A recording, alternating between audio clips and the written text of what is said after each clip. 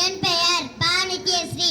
நான் ஊராட்சி ஒன்றிய தொடக்கப்பள்ளி துபராவதியில் 4ஆம் வகுப்பு படிக்கின்றேன். உங்களுக்குலாம் ஒரு கதை சொல்லட்டுமா? ஒரு ஊர்ல ஒரு விறகு வெட்டி இருந்தாரா. அவர் தினமும் ஊர் எல்லையை தாண்டி காட்டுல விறகு வெட்டி அதை மக்கள்கிட்ட விற்பாரா. ஒரு நாள் அவர் விறகு வெட்டி இருக்கும்போது அவருக்கு ரொம்ப காலைப்பா இருந்துச்சான். அதனால ஒரு மரத்துக்கடியில் போய் அவர் படுத்தாரா. அந்த மரம் நினைப்பதெல்லாம் கொடுக்கும் மந்திர மரம்னு அவருக்கு தெரியாதான். காத்து ஜிலு ஜிலுன்னு வீசிச்சான்.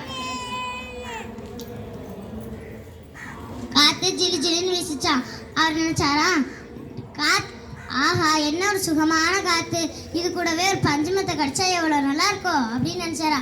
அடுத்த நிமிஷமே அங்கே ஒரு கட்டிலும் ஒரு பஞ்சுமத்தியும் வந்துச்சா. அவர் சந்தோஷம் தாங்க முடியாம போய் படுத்துக்கிட்டாரா. அவர் நினைச்சாரா, நம்ம வாழ்க்கை பூரா வேலை செஞ்சு நம்ம உடம்பெல்லாம் ரொம்ப களைப்பா இருக்கே, ஒரு பெண் வந்து நம்மளுக்கு கை கால் பிடிச்சி விட்டா எவ்வளவு நல்லா இருக்கும் அப்படின்னு நினைச்சாரா. அடுத்த நிமிஷமே அங்கே ஒரு பெண் வந்து அவர் கை காலை பிடிச்சி விட்டாரா.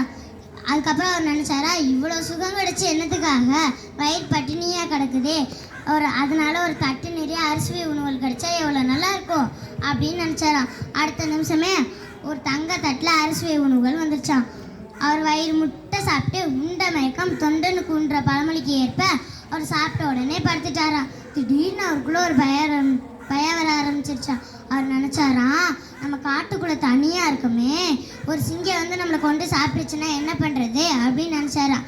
அடுத்த நிமிஷமே அங்கே ஒரு சிங்கம் வந்து அவரை கொண்டு சாப்பிட்டுச்சான். இதுல இருந்து நம்ம என்ன தெரிஞ்சுக்கிறோம்னா, நல்லது பண்ணா நல்லதே நடக்கும், கெட்டது பண்ணா துன்பங்கள் தான் வந்து சேரும். நன்றி.